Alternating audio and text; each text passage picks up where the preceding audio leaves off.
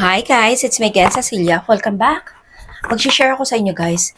Ito po yung sunscreen na na-discover ko. Pwede sa lalaki, pwede sa babae. Sikat pala to sa Korea guys. Kasi Korean sunscreen po ito. Medyo pricey siya. Pero, hindi ka magsisisi kapag binili mo to. Kasi mga mi, ang ganda talaga nito. Tignan nyo naman sa lalagyan pa lang. 700 plus lang naman to mga mi. At meron po siyang net 50 ml lang siya. 50 ml. O, diba?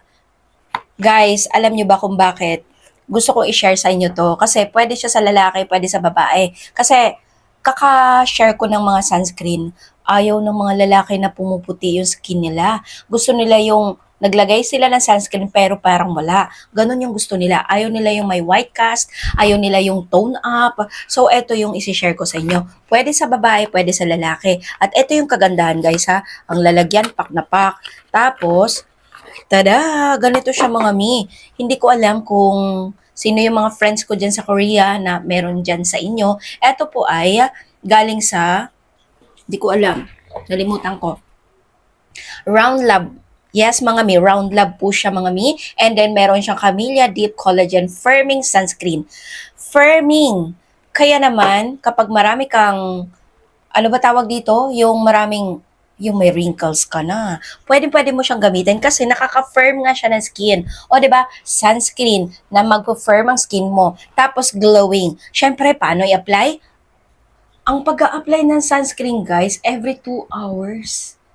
Hindi nyo alam yun, ano? Every 2 hours, ang arte, no? Mga babae. Pero yun talaga eh. Pero hindi ko sinusunod yun. Nakakatamad. Char. Pero nagsa-sunscreen po talaga ako, guys. Bago ako lumabas, nagsa-sunscreen ako. Tingnan nyo naman, ang lalagyan. Huy, mag-focus ka. Grabe siya. Yung mukha kong pumufocus. Guys, ganito siya. Ayan. O, diba? Ang ganda. Pak na pak. Applicator, pak na pak. Tignan nyo naman. O, syempre, i-apply natin yan sa face natin. Hala, ganyan ako mag-apply, guys. And then, tignan nyo to. Kapag in-apply natin, ganyan lang naman siya, guys. O, diba? Kaya sabi ko sa inyo, pwede sa lalaki kasi ganyan lang siya pag lumapat siya sa skin natin. And then, mabilis matuyo, lightweight lang. No white cast. Hindi mag-whiten yung skin mo dyan. At walang nakasulat dito na nakaka-whiten siya ng skin. Nakasulat lang dito, protected ka sa araw. O, diba? Hoy, mga mi, protected ka na sa araw tapos glowing yung skin mo. O, tignan mo dyan, sino ka dyan? Hay! Grabe siya. So, ayan siya mga mi. Para akong ang OA ko. So, syempre, lagyan na rin natin sa kabila.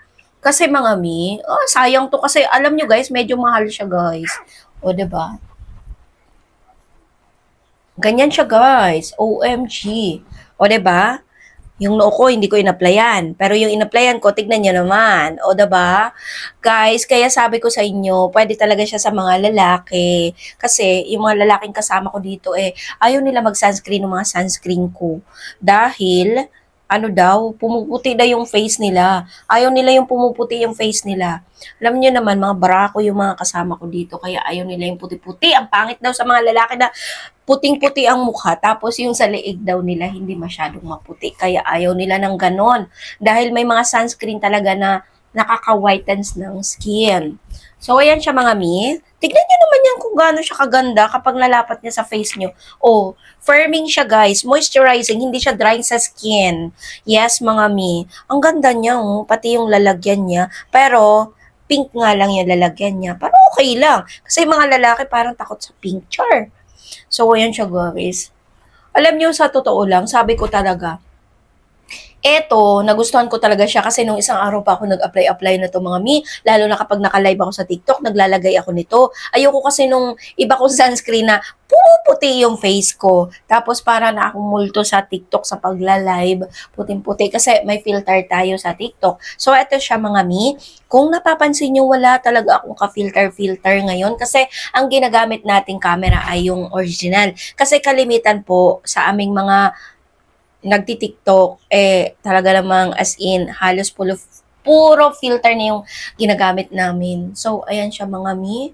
Ang ganda niya, madaling i-observe. Ay, nanggigigil ako dito. So, ayan siya guys. Ganito lang kasi talaga ako kapag meron ako sinishare na mga product na talagang as inahiyang sa akin. Alam nyo guys, yung feeling na para kang walang in-apply sa skin mo. Yun yung maganda talaga. Kaya nga sabi ng asawa ko, patry nga ako. Tapos, nakita ng pamangkin ko, tinry-try din. Kasi yung pamangkin ko, ang hilig din mag-apply ng ng sunscreen. So, tita, pahingi nga ako. So, ayun. Pumasok siya sa school, nag-sunscreen siya nito. Tapos, nag-glowing yung skin niya. Ang kinis ng skin niya, kaya glowing. Mas lalong nag-glow. So, ayan siya mga mi. Kung kayo yung mga matatanda na, tapos may maraming kulubot, etong sunscreen na to ang katapat mo. So, ayan na siya guys. Maraming salamat. Bye!